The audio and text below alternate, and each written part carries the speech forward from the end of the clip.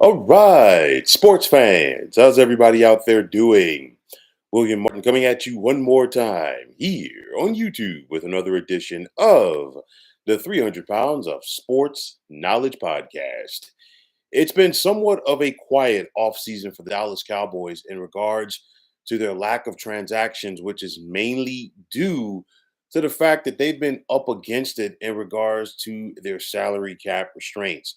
Now, this may have been an uneventful offseason for the Cowboys, but there will be a slew of questions that must be answered over the next 9 months for this franchise.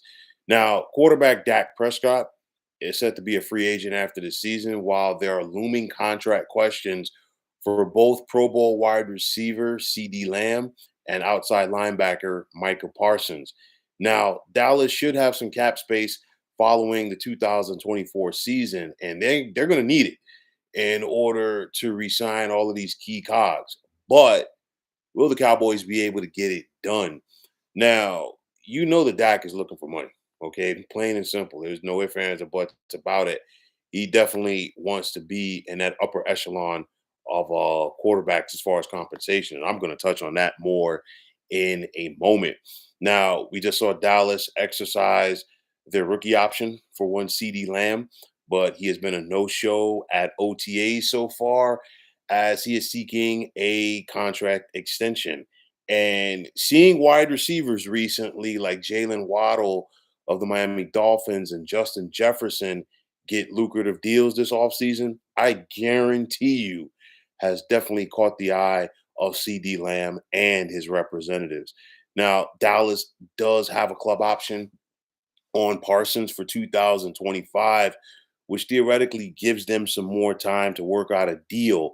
Now, through 3 seasons with Dallas so far, Parsons has already amassed 40 and a half sacks, and another double digit sack season would definitely only increase that asking price.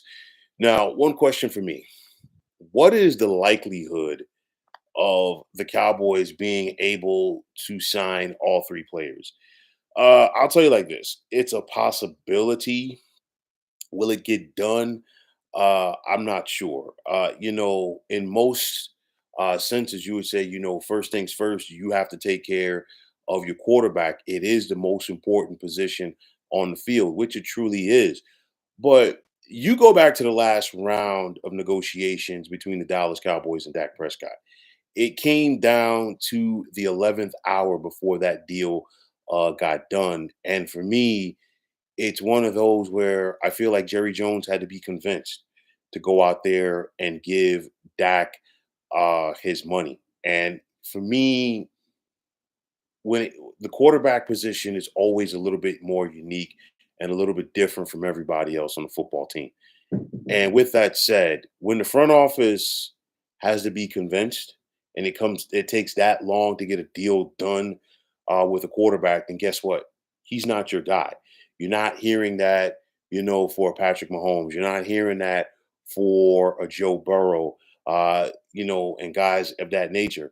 And, you think about Dak, it's one of those, I give him, the benefit of the doubt. He just had one of his best seasons, if not the best season of his career last year. He finished second in the MVP balloting, 36 touchdowns, 9 interceptions, a completion percentage of 69.5.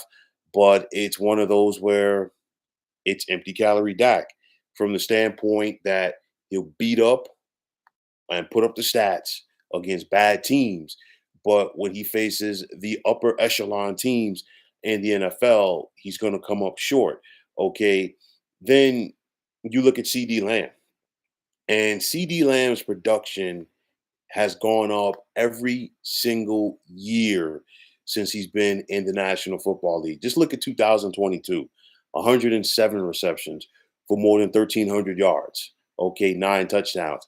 This past season, 135 receptions for nearly 1,750 yards or 12 touchdowns. And on top of that, Dallas did use him coming out of the backfield as a runner a couple of times as well.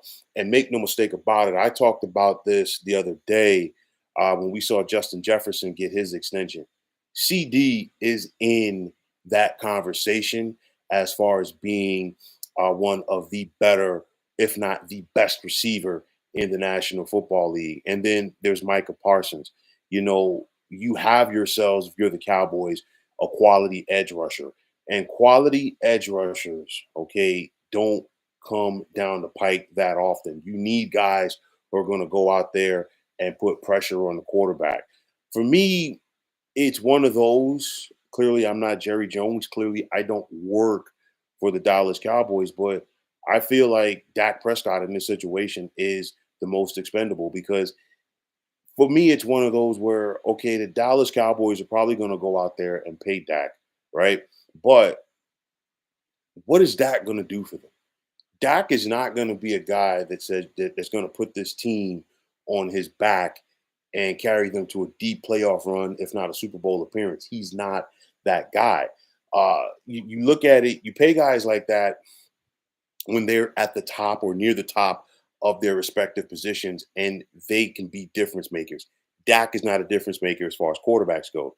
You could say that about CeeDee Lamb. He is a difference maker. You could say that about Micah Parsons as far as being an edge rusher. He is a difference maker. And it's one of those like this. I'll tell you like this. Dallas is going to have no choice to play CeeDee Lamb soon, okay? Because you look at what he did last year. I talked about his productivity. Um, the next closest wide receiver, okay, on the Dallas Cowboys as far as production was Brandon Cooks by nearly 1,100 yards less than what CeeDee Lamb did this past season. You look at one Micah Parsons. Parsons had 14 sacks last year for the Dallas Cowboys. Okay, the second guy on the Cowboys in sacks last year was Dorrance Armstrong with 7.5, and now he is a member of the Washington Commanders. And behind him, third was Sam Williams at 4.5. So you're talking about nearly a 10 sack gap between your best edge rusher and your second best edge rusher. It's one of those where with Dak, and I've said this before, there's only so much that Dak can do. There's only so far that you're going to go with him. So it's one of those scenarios. If you're Dallas, would you really want to start over at the position? I doubt that Jerry Jones has the guts to pull that off. But I'll tell you like this: you can't go forward and talk about you are a contender without CD Lamb. So they're going to have to get this deal done. They're going to have to get the deal with Micah Parsons done, and they got to figure out something with Dak Prescott as well. It's one of those where, you know what?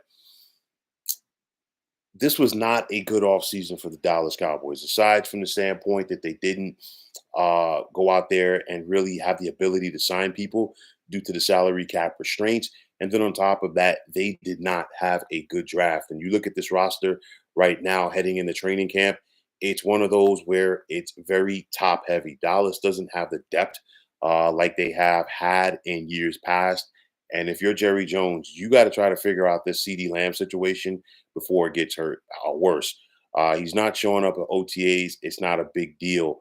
Of course, training camp could be a possibility that we don't see him there when training camps begin in about 6 weeks or so. But nonetheless, if you're Dallas and you're talking about one of the best wide receivers in the NFL, you better go out there and get this thing done. So, like I said, it was a quiet offseason for the Dallas Cowboys, but these are serious, legit questions that are going to have to be answered by this team sooner rather than later. CD wants his money.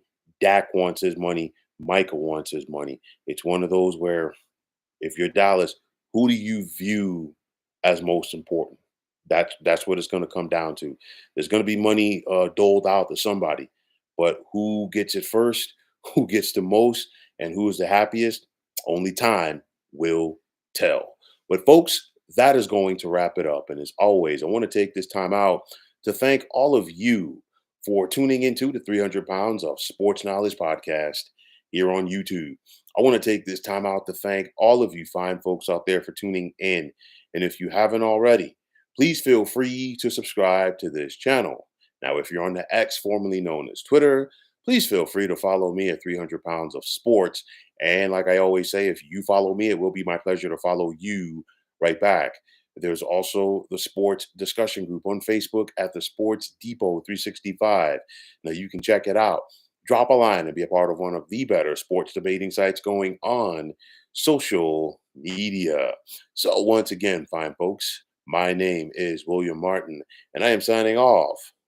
And I'm saying take care and have yourselves a wonderful day.